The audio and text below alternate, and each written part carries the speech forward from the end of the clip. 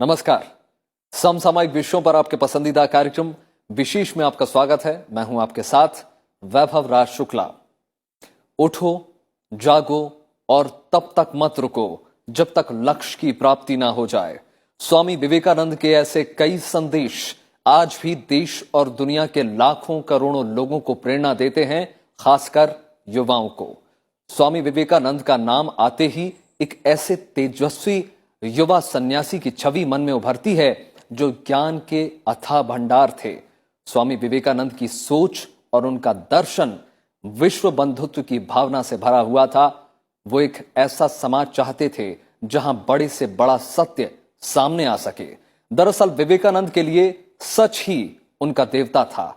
वो पूरी दुनिया को अपना देश मानते थे। सत्य एक ही है, उस तक पहुंचने के रास्ते अलग अलग हैं। भारत की इस वैदिक परंपरा को वैश्विक पटल पर रखने वाले स्वामी विवेकानंद धार्मिक आधार पर एक दूसरे पर श्रेष्ठता की जगह सार्वभौमिक धर्म की कल्पना करते थे। और ये कोई अलग धर्म नहीं था, बल्कि अपने अपने धर्मों में छिपा वैश्विक भाईचारे का सिद्धांत ही था। विवेकानंद भारत की मिट्टी को अपने लिए सबसे बड़ा स्वर्ग मानते थे। वो मानव सेवा में यकीन रखते थे। वो कहते थे कि वो ना राजनेता हैं, ना ही राजनीति के आंदोलनकारी। उनका ध्यान बस आत्मा पर होता था। वो मानते थे कि अगर आत्मा ठीक है तो सब कुछ ठीक है। 12 जनवरी को देश के महान संत, दार्शनिक और करोड़ों युवाओं के प्रेरणा स्रोत स्वामी विवेकानंद की जयंती है। तो आइए आज हम उन्हें याद करते हैं और उनके जीवन को करीब से जानने की कोशिश करते हैं। तो आइए शुरू करते हैं आज का विशेष।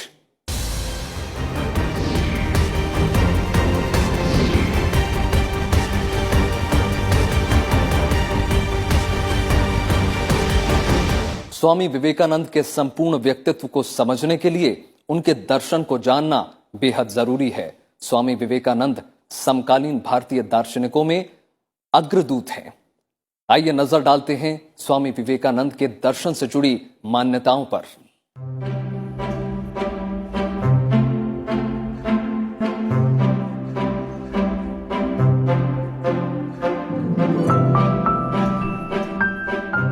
भारतीय पुनर्जागरण के पुरोधा स्वामी विवेकानंद का जन्म 12 जनवरी 1863 को कलकत्ता के एक मशहूर वकील विश्वनाथ दत्त के घर हुआ।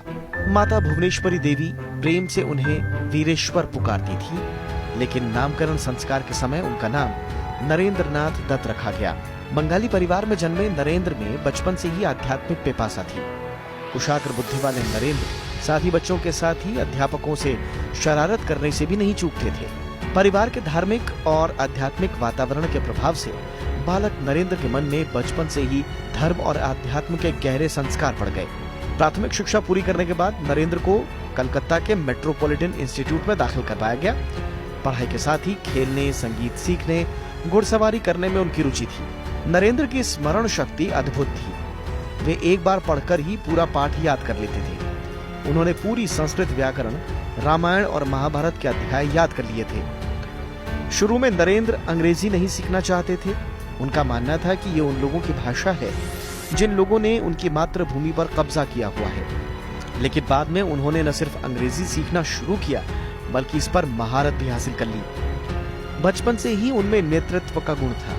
वे सिर्फ कहने से ही किसी बात को नहीं मान लेते थे, बल्कि उसकी तार्किकता को परखने की भी कोशिश करते थे। सन्यासी बनने का विचार भी उनके बाल मन से चलता आ रहा था। 14 साल की उम्र में बीमार पड़ने पर पिता विश्वनाथ दत्त ने नरेंद्र को मध्य प्रदेश के रायपुर में बुला लिया। रायपुर में ही नरेंद्र ने जीवन की विविधताओं को समझा। आसपास की पहाड़ियों और घने जंगलों में विचरण से नरेंद्र की आंतरिक चेतना का विकास हुआ। रायपुर में 2 साल तक रहने के बाद वो वापस कलकत्ता आ गए। 18 साल की उम्र में उन्होंने कलकत्ता के प्रेसिडेंसी कॉलेज में दाखिला लिया। कॉलेज के दिनों में उनकी ज्ञान पिपासा बढ़ती गई।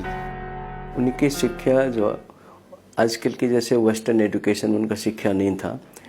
वो स्वामी परमहंस के भक्त थे। बेसिकली वो एक स्पिरिचुअल गुरु थे, तो उनका कोई जो फॉर्मल एजुकेशन इनका नहीं था, उस पर भी ज़्यादा उसमें रुचि नहीं था। तो जो महापुरुष जो बनते हैं वो अपने ही जो लोग कहते हैं, वो स्पिरिचुअल लिटरेचर में कहते हैं कि एक जन्म में नहीं होता है, वो पहले जन्म से ही उनको होते हुए एक महापुरुष बनते हैं।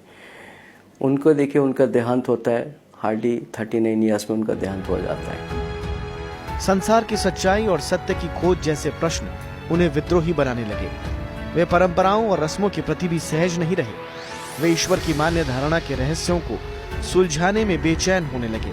इस दौरान 1881 में उनकी भेंट स्वामी रामकृष्ण परमहंस से हुई। रामकृष्ण परमहंस कलकत्ता में दक्षिणेश्वर काली मंदिर के पुजारी थे। परमहंस से भेंट के बाद नरेंद्र के जीवन में क्रांतिकारी परिवर्तन आ गया। शुरुआत में उन्होंने परमहंस की बातों पर भी संशय किया, लेकिन उलझन और प्रतिवाद के बाद विवेकानंद ने परमहंस को अपना गुरु और मार्ग प्रदर्शक बना लिया। 1886 में रामकृष्ण परमहंस के निधन के बाद विवेकानंद के जीवन और कार्यों को नया मोड़ मिला। शरीर त्यागने से पहले परमहंस ने नरेंद्र को अपने सारे शिष्यों का प्रमुख घोषित कर दिया। इसके बाद सन्यासी नाम विवेकानंद ने धारण किया और उन्होंने बराहनगर मठ की स्थापना की और यहाँ अपने आध्यात्मिक प्रयोग करने लगे। भारतीय मठ परंपरा का पालन करते हुए विवेकानंद ने कई सालों तक भारतीय उपमहाद्वीप के अलग अलग हिस्सों की यात्रा की। सन्यासी के रूप में भगवा वस्त्र धारण कर दंड और कमंडल लेकर देश भर की पैदल यात्रा की। पूरा भारत उनका घर बन गया था और सारे भारतीय उनके भाई बहन। परमहंस और विवेकानंद के संबंधों का, जो गुरु शिष्य का अटूट संबंध है, एक दूसरे के ऊपर पूरा विश्वास है। वो हमेशा जब नरेंद्र कह के बुलाए तो कहीं न कहीं एक बहुत बड़ी आत्मा का संबंध था। 1893 में अमेरिका के शिकागो की विश्व धर्म संसद विवेकानंद के जीवन में नया मोड़ साबित हुई। राजस्थान में खेतड़ी के राजा अजीत सिंह के आर्थिक सहयोग से स्वामी विवेकानंद शिकागो के धर्म संसद में शामिल हुए। यहाँ उन्होंने भारत की ओर से सनातन धर्म का प्रतिनिधित्व किया। 11 सितंबर 1893 को धर्म संसद में विवेकानंद के दिए उत्कृष्ट भाषण से पूरी दुनिया में भारत का मान बढ़ गया। करीब 4 साल तक उन्होंने अमेरिका के कई शहरों, लंदन और पेरिस में व्याख्यान दिए। उन्होंने जर्मनी, रूस और पूर्वी यूरोप की यात्राएं भी की। हर जगह उन्होंने वेदांत के संदेश का प्रचार किया। हर जगह उन्होंने समर्पित शिष्यों का समूह बनाया। 4 साल के गहन उपदेशों के बाद विवेकानंद भारत लौटे। स्वामी विवेकानंद ने 1 मई 1897 को कलकत्ता के बेलूर में रामकृष्ण मिशन की स्थापना की। इसके जरिए रामकृष्ण परमहंस के विचारों के साथ ही वेदांत ज्ञान के अध्ययन प्रचार को सुनिश्चित किया। विवेकानंद ने दीन दुखियों की सेवा को सबसे बड़ा धर्म बताया। विवेकानंद ने अपने साथियों और शिष्यों से कहा कि अगर वे ईश्वर की सेवा करना चाहते हैं तो गरीबों और जरूरतमंदों की सेवा करें। विवेकानंद का मानना था कि निर्धन और जरूरतमंदों के अंदर ही ईश्वर वास करता है। हालांकि अथक मेहनत की वजह से स्वामी विवेकानंद का स्वास्थ्य लगातार गिरते जा रहा था। दिसंबर 1898 में धर्म सम्मेलनों में हिस्सा लेने के लिए फिर से वो अमेरिका और यूरोपीय देशों में गए। वहां से भारत लौटने के बाद 4 जुलाई 1902 को विवेकानंद ने बेलूर मठ में अपने प्राण त्याग दिए। 39 साल की अल्प आयु में ही उन्होंने पूरी दुनिया में अध्यात्म की अलग जगाई। विवेकानंद भारत के आध्यात्मिक गगन के चमकते सूरज हैं, जिनके विचार और कार्य आज भी मानव समाज को आलोकित कर रहे हैं। Bureau report, Rajya Sabha TV. 19वीं सदी को भारत में धार्मिक और सामाजिक पुनर्जागरण की सदी माना जाता है। इस दौरान पाश्चात्य शिक्षा से प्रभावित लोगों ने सामाजिक परंपरा, धर्म, रीति रिवाज और परंपराओं को तर्क की कसौटी पर कसना शुरू किया और समाज को एक नई दिशा देने की कोशिश की। इस कड़ी में स्वामी विवेकानंद का स्थान बेहद खास है। स्वामी विवेकानंद ने भारत में सामाजिक, धार्मिक और राजनीतिक पुनर्जागरण के क्षेत्र में महत्वपूर्ण भूमिका निभाई। स्वामी विवेकानंद के विचारों पर सबसे गहरा प्रभाव प्राचीन भारतीय दर्शन, खासकर वेदांत दर्शन का है। इसके अलावा उनके दर्शन पर बौद्ध दर्शन का प्रभाव भी स्पष्ट दिखाई देता है। अंधविश्वास और रूढ़िवादी कुरीतियों के विरुद्ध जो उनका प्रतिवाद है, वो ब्रह्म समाज के प्रभाव में है। इसके अलावा गीता की बातों का भी विवेकानंद के विचारों पर गहरा असर देखा जा सकता है। इन सब के परे विवेकानंद के जीवन, मन और विचारों पर सबसे ज्यादा प्रभाव उनके गुरु स्वामी रामकृष्ण परमहंस का था। रामकृष्ण परमहंस ने ही विवेकानंद को आध्यात्मिक अनुशासन और चिंतन की दीक्षा दी। विवेकानंद का दर्शन कई अर्थों में आध्यात्मवाद का दर्शन कहा जा सकता है। इनके दार्शनिक विचार तत्व मीमांसीय आध्यात्मवाद का उदाहरण है। विवेकानंद की मान्यता है कि सत्य मूलतः आध्यात्मिक है। विवेकानंद का आध्यात्मवाद एकवादी है। विवेकानंद का मानना है कि ब्रह्मवाद, अमूर्त एकवाद और ईश्वरवाद ये सभी सत्य को समझने के हमारे अलग अलग प्रकार हैं। इस रूप में विवेकानंद मूल तत्व यानी सत्य की व्याख्या में एकवादी और ईश्वरवादी दोनों व्याख्याओं के बीच सहज भाव से विचरण करते हैं। विवेकानंद एक दृष्टि से सर्वेश्वरवादी हैं, लेकिन उन्होंने ईश्वर को व्यक्तित्वपूर्ण भी कहा है। विवेकानंद की ईश्वर में गहरी आस्था है और उनकी आस्था की अभिव्यक्ति इस विश्वास में होती है कि ईश्वर में बिना आस्था रखे जीना असंभव है। विवेकानंद का कहना है कि यह संभव नहीं है कि हम जगत और आत्मा की सत्ता को स्वीकार कर लें और ईश्वर की सत्ता को नकार दें। विवेकानंद ईश्वर के अस्तित्व को स्थापित करने का एक आधार सभी वस्तुओं में निहित एकत्व को मानते हैं। विवेकानंद ईश्वर की साक्षात अनुभूति को भी संभव मानते हैं। विवेकानंद ने अपने दर्शन में सृष्टिवाद और विकासवाद दोनों के लिए स्थान बनाया है। नव वेदांतवादी विवेकानंद के जगत विचार में माया का भी स्थान है। ये शंकर के माया विचार के समान होते हुए भी इससे अलग है। शंकर जहां माया को शक्ति मानते हैं जो भ्रांति उत्पन्न करती है, लेकिन विवेकानंद का कहना है कि माया भ्रांति नहीं है, बल्कि माया जगत का एक तथ्यात्मक विवरण है। जगत में व्यक्त विरोध ही माया है। विवेकानंद के मानव विचार में भौतिक और आध्यात्मिक दोनों पक्षों का समन्वित और व्यवस्थित रूप से प्रस्तुतिकरण है। हालांकि विवेकानंद भौतिक पक्ष को निम्नतर पक्ष और आध्यात्मिक स्वरूप को उच्चतर पक्ष मानते हैं। विवेकानंद ने अमरता को आत्मा की विशिष्टता बताया है, जो पुनर्जन्म से शुरू होकर पुनर्जन्म से मुक्ति पर खत्म होती है।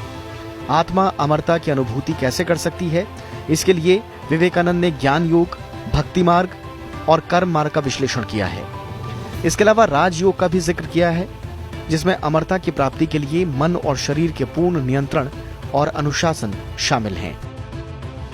विवेकानंद की मान्यता है कि मानव जाति के भाग्य को दिशा निर्देश देने वाली शक्तियों में सबसे ज्यादा प्रभाव धर्म का ही रहता है। विवेकानंद का मानना है कि धर्म को कभी नकारा नहीं जा सकता।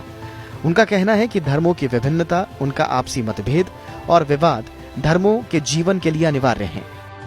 वेदांत का हिस्सा था कि जैसे जो कहा जाता है कि एकम सत विप्रा बहुधा वदन्ति, सत्य एक है, वहां तक पहुंचने के रास्ते अलग अलग हो सकते हैं।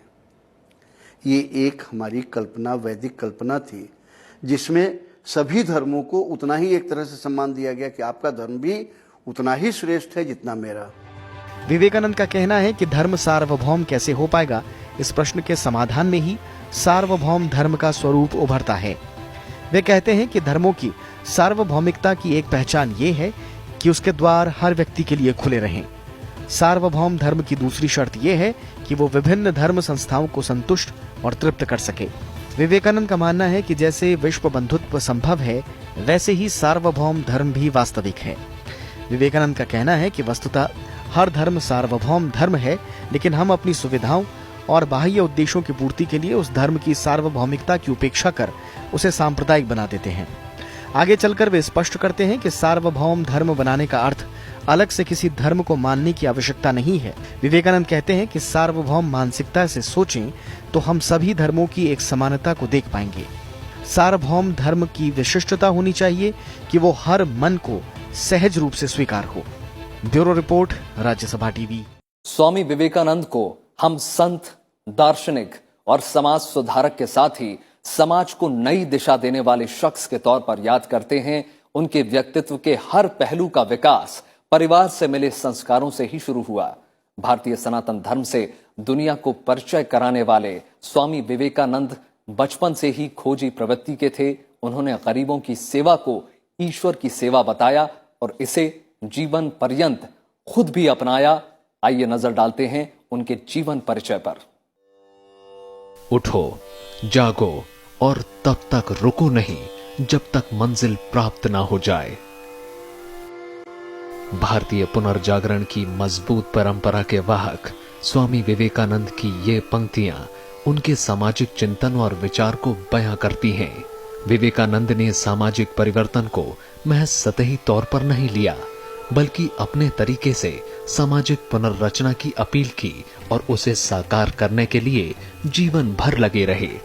सामाजिक सुधार की प्रक्रिया में विवेकानंद ने कहा, मैं मनुष्य जाति से ये मान लेने का अनुरोध करता हूं कि कुछ नष्ट ना करो। विनाशक सुधारक लोग संसार का कुछ भी उपकार नहीं कर सकते। किसी वस्तु को भी तोड़कर धूल में मत मिलाओ, बल्कि उसका गठन करो। यदि हो सके तो सहायता करो, नहीं तो चुपचाप हाथ उठाकर खड़े हो जाओ और देखो मामला कहां तक जाता है। उनके इन विचारों से जाहिर होता है कि स्वामी विवेकानंद विनाशक नहीं, रचनात्मक समाज सुधारक के पक्षधर थे, और यही बात उन्हें अपने दौर के समाज सुधारकों से महान बनाती है। स्वामी विवेकानंद को भारत की मूल शक्ति आध्यात्मिकता पर गहरा विश्वास था। उनकी आध्यात्मिकता संपूर्ण और सर्वव्यापी आत्मा का बोध है। इसीलिए उनका समाज सुधार ऊपरी नहीं है, बल्कि वो आध्यात्म की मजबूत भूमि पर टिका है। उनका मानना था कि सबसे पहले आध्यात्मिक सुधार करना जरूरी है। इसके बिना कोई भी दूसरा सुधार नहीं हो सकता। इसी को वे आमूल सुधार मानते थे। सामाजिक सुधार को वे बेहद महत्वपूर्ण मानते थे, लेकिन उनका मानना था कि समाज सुधार महज दिखावा ना हो और अधूरा भी ना हो। जब पूरी तरह से सुधार होगा तभी वह सार्थक होगा और लंबे वक्त तक उसका असर रहेगा। तो उस जमाने में 19th सेंचुरी में जहाँ पे वेस्ट बंगाल में आप जैसे जाति प्रथा हो कि जैसे वुमेन राइट को सप्रेस करना, उनका घर के अंदर रखना, कि पढ़ाई ना करना, वो जितने सारे बुरियां उस टाइम उस जमाने में थी, तो उसके अगेंस्ट में वो न केवल लोगों को समझाते, वो जाके अपना काम भी शुरू किए हैं। जैसे स्कूल जैसे हुआ वहाँ पे, और ऐसे एक संस्था छोड़ के चले गए जिसको देख के दूसरे लोग उसको बाद में आगे बढ़ाते गए। भारतीय समाज की दुर्दशा और स्थिति के लिए वो लोगों की इच्छा शक्ति की कमी को जिम्मेदार मानते थे। उनका कहना था कि जब तक लोग खुद ही अपनी समस्या को हल करने के लिए आगे नहीं आएंगे, तब तक सुधार नहीं होगा। केवल चिल्लाने से कुछ नहीं होगा।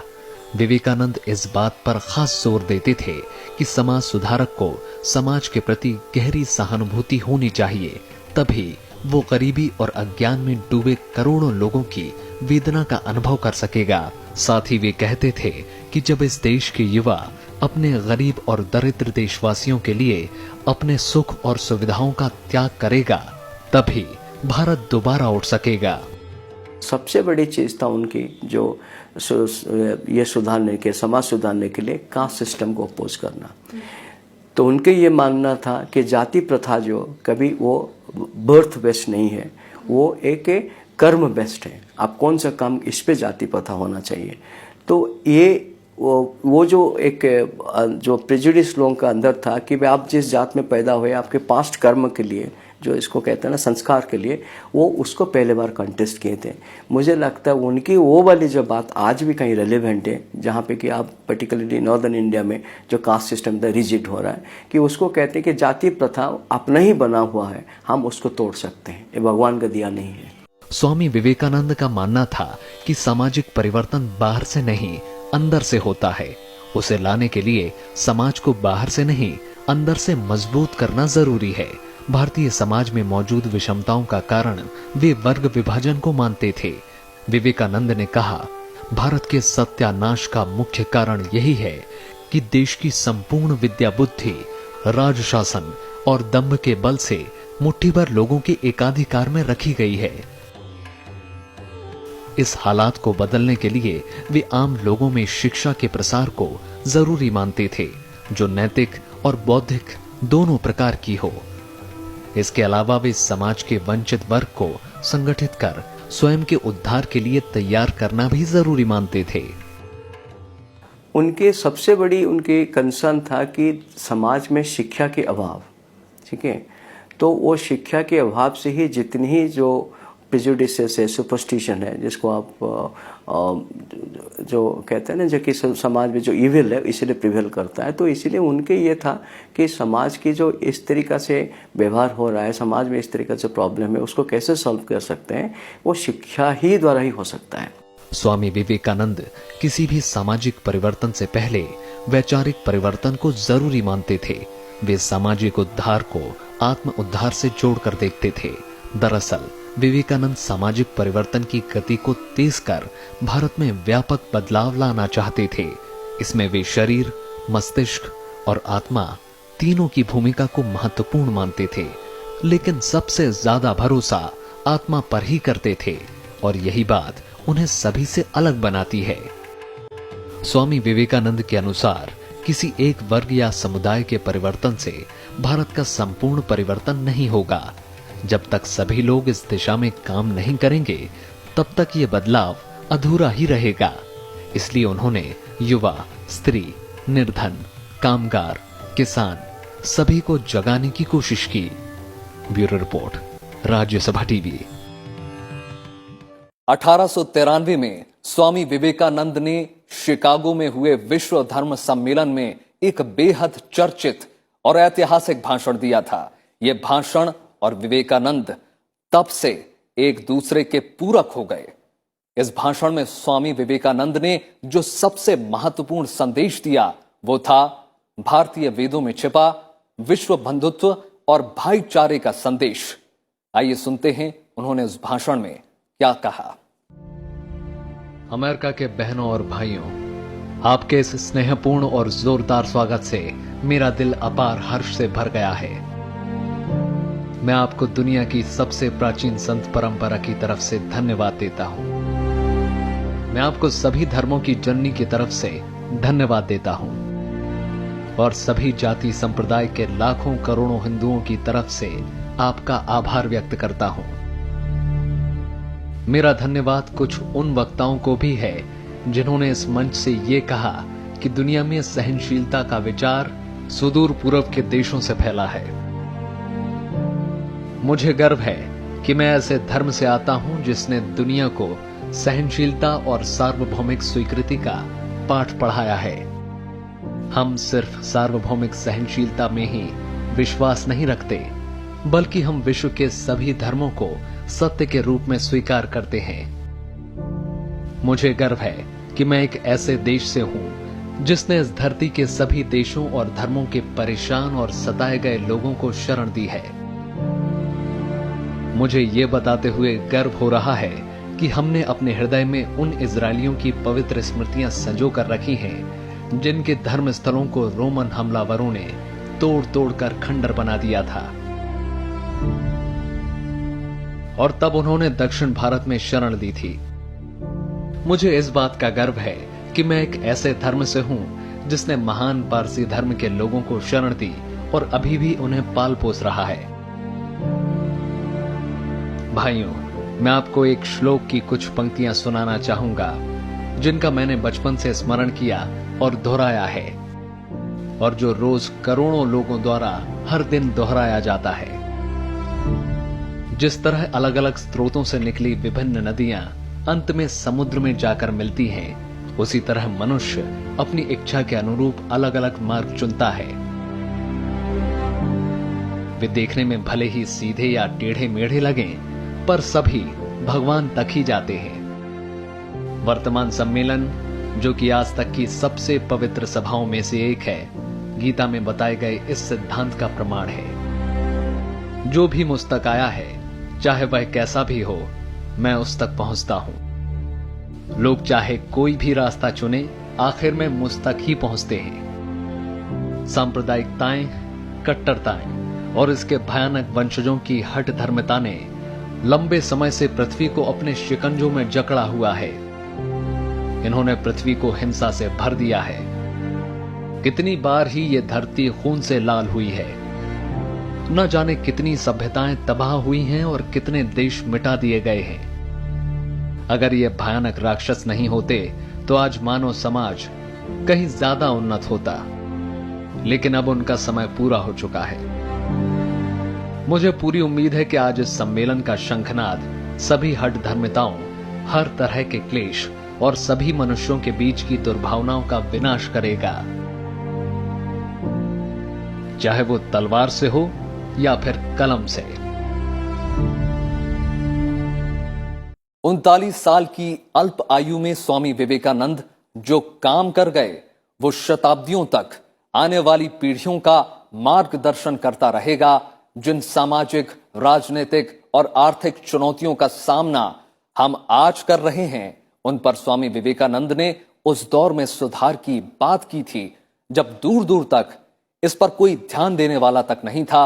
उनके विचार और सिद्धांत आज भी उतने ही प्रासंगिक हैं।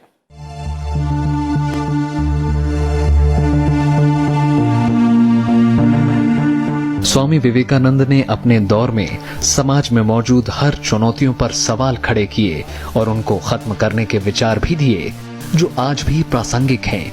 गरीबी आज भी हमारे समाज की प्रमुख चुनौतियों में से एक है। गरीब और गरीबी को लेकर किस तरह का रुख अपनाया जाना चाहिए, इसे लेकर विवेकानंद कहते थे, हर व्यक्ति को भगवान की तरह देखो। आप किसी की मदद नहीं कर सकते, बस उसकी सेवा कर सकते हैं।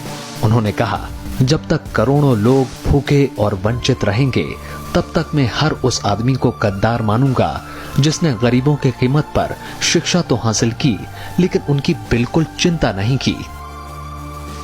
स्वामी विवेकानंद ने शिक्षा के प्रचार प्रसार पर काफी जोर दिया। उन्होंने कहा कि शिक्षा का मतलब ये नहीं है कि दिमाग में कई ऐसी सूचनाएं इकट्ठा कर ली जाएं, जिसका जीवन में कोई इस्तेमाल ही नहीं हो। उनके अनुसार हमारी शिक्षा जीवन निर्माण, व्यक्ति निर्माण और चरित्र निर्माण पर आधारित होनी चाहिए। किताबी ज्ञान हासिल करने वाले से ज्यादा शिक्षित ऐसी शिक्षा हासिल करने वाले को माना जाए। उनकी शिक्षा के प्रचार प्रसार के विचार आज भी बेहद प्रासंगिक हैं। उनकी जो वो एम्फोसिस था इसी में था कि शिक्षा कैसे मानव की अपने एक मनुष्य की एक इंटीग्रल डेवलपमेंट हो। वो कहते थे कि आपकी जो पर्सनालिटी है वो 2/3 है, और आप जो कहते हो, सीखते हो, जो काम करते हो 1/3 है। मतलब आपकी पर्सनालिटी बिल्डिंग में, मैन बिल्डिंग में शिक्षा की सबसे बड़ी महत्वपूर्ण बात है। विवेकानंद का मानना था कि किसी भी समाज के सशक्तिकरण के लिए महिला का सशक्त होना बेहद जरूरी है। विवेकानंद कहते थे कि महिलाओं को बस शिक्षा दे दो, इसके बाद वे खुद बताएंगी कि उनके लिए किस तरह के सुधार की जरूरत है। शिक्षा की कमी के कारण ही महिलाओं को दूसरे पर निर्भर रहना पड़ता है। अगर महिलाओं को सशक्त नहीं बनाया गया तो फिर देश की तरक्की नहीं होगी। इसी तरह युवा शक्ति पर विवेकानंद को अटूट विश्वास था। देश और समाज के विकास के लिए उन्होंने युवाओं से आगे आने की अपील की। उन्होंने युवाओं को अपने विचारों पर अडिग रहते हुए पूरे दुनिया में देश का मान बढ़ाने का सुझाव दिया। उन्होंने आह्वान किया कि आपके ऊपर ही भारत की श्रेष्ठता को आगे ले जाने का भार है, उठो आगे बढ़ो। और उन्होंने ये भी यूथ को कहा कि किसी भी परिस्थिति का सामना करने के लिए आप तैयार रहिए, बाधाओं को पार करते हुए देश को, राष्ट्र को आगे ले जाइए। स्वामी विवेकानंद केवल एक संत ही नहीं, एक महान देशभक्त, प्रखर वक्ता, विचारक, लेखक और मानव प्रेमी थे। उनके विचार आज भी प्रासंगिक हैं और हमें दिशा दिखाते हैं। Bureau report, Rajya Sabha TV. तो ये था आज का विशेष। आप ये हमारा कार्यक्रम YouTube पर भी देख सकते हैं, जहां में आपकी प्रतिक्रियाओं और सुझावों का हमेशा इंतजार रहता है। बाकी देश और दुनिया की तमाम बड़ी खबरों के लिए जुड़े रहिए राज्यसभा टेलीविजन के साथ। नमस्कार।